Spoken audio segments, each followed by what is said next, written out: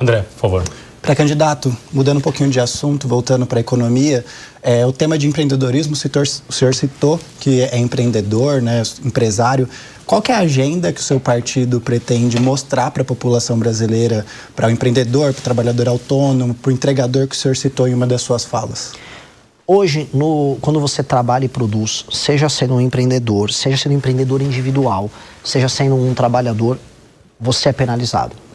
O empreendedor é tratado como um bandido. A tributação é alta, a tributação é complicada, o dinheiro é caro, as regras são confusas. O empregado, ele tem a insegurança de saber se o emprego dele vai ou não vai existir. E o transporte que leva ele da casa até o trabalho é um transporte ruim.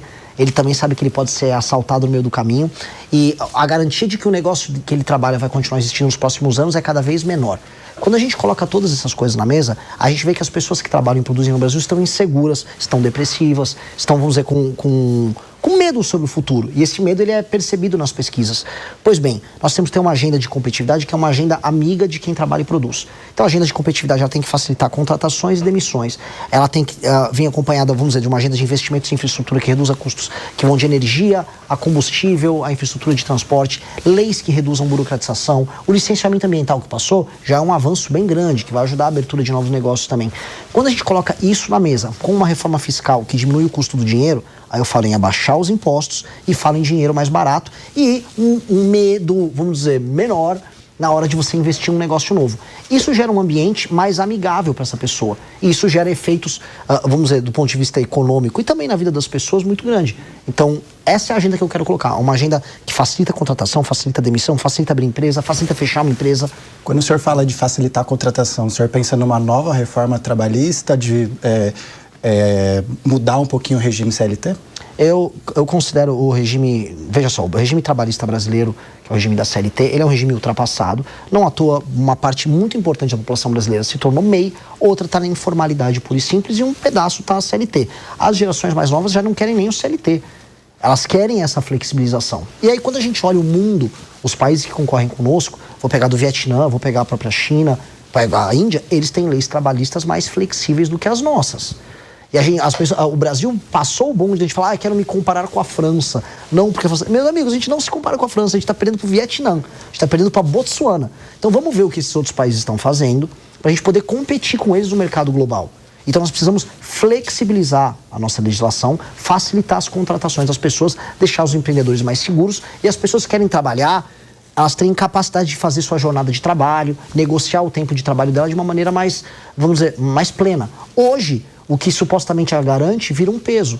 Inclusive até porque fica menos salário no bolso da pessoa hoje com a CLT no fim do dia. O senhor defende uma reserva de Bitcoin também. Como isso seria? Se ele alcançasse ali uma redução de valor, chegasse em 60%, como já aconteceu, como ficaria a economia? Como seria essa aplicação? Olha, o Bitcoin, quando você pega a curva dele de aumento, por mais que ele passe por oscilações, ele é como se fosse uma senoide em tendência de subida.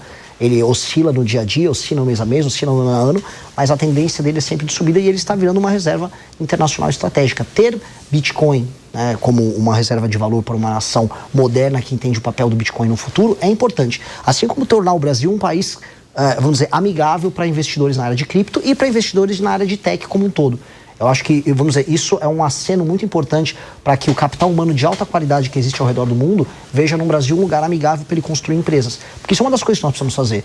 O Brasil tem um potencial no mundo cheio de nômades digitais, em que talentos vão ficar viajando de um país para o outro, em atrair essas pessoas para viver bem aqui e montar empresas de tecnologia. E ter a reserva de Bitcoin, não apenas como uma reserva de valor, que ao longo do tempo vai se valorizar, mas também como uma sinalização para esse universo, é um investimento que vale a pena. Ele vale a pena em todos os sentidos. E ainda tem outras discussões que a gente pode trazer também sobre o uso de blockchain dentro do serviço público, para validação, vamos dizer, de tarefas internas e também para controle e combate à corrupção, que é bem legal. E a história da moeda sul-americana que eu vi nas obras do Partido Missão, ela ainda está de pé hoje? Ela se aplicaria hoje? Uma das ideias que a gente quer colocar é a ideia do real ser uma reserva de valor para transações dentro da América do Sul.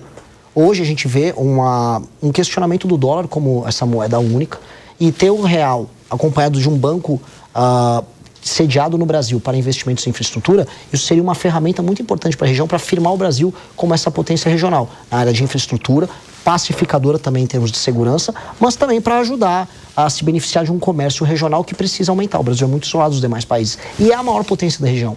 E isso, se a gente olhar em termos geopolíticos no longo prazo, faz muito sentido. Porque o Brasil se firmando como uma das 5 maiores nações do mundo nos próximos 30, 40 anos, ele vai ter sua região, que vai ser uma reserva estratégica de poder. E a região é a América do Sul. E os Estados Unidos terão que compreender isso. Isso vai fazer parte de um jogo. Então, sim, o Brasil tem que colocar isso no próprio horizonte. Não é para agora. Uma briga com o Trump. Ah, mas ele vai estar morto quando isso acontecer. Ele nem vai existir mais. Que rendem muito, inclusive, ele vai estar morto. Internacionais, né? Vai demorar. Último giro aqui, reta final, alguns minutos. Acácio Miranda, por favor, antes da morte do Trump, por favor. O ótimo é inimigo do bom. São várias as reformas propostas por você. Olhando para todas elas, qual é a sua preferida? Qual é aquela que você diria, essa eu quero que seja a primeira a ser implementada, a mais primordial na sua visão? As duas que eu vou colocar, porque se a gente não fizer, não existe mais Brasil. Uma é uma reforma fiscal que eu vou passar na transição. A minha PEC da transição é a PEC do Kim Kataguiri.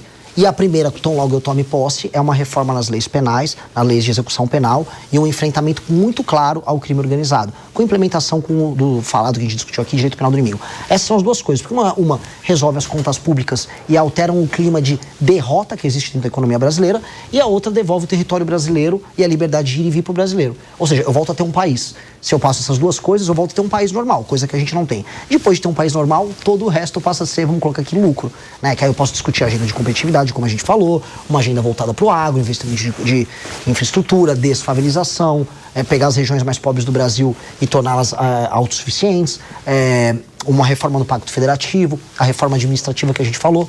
Mas essas duas primeiras é o básico. Se a gente não faz isso, a gente não tem país. Se gostou do vídeo, não se esqueça de dar o like e se inscrever no canal. Nos vemos no próximo vídeo.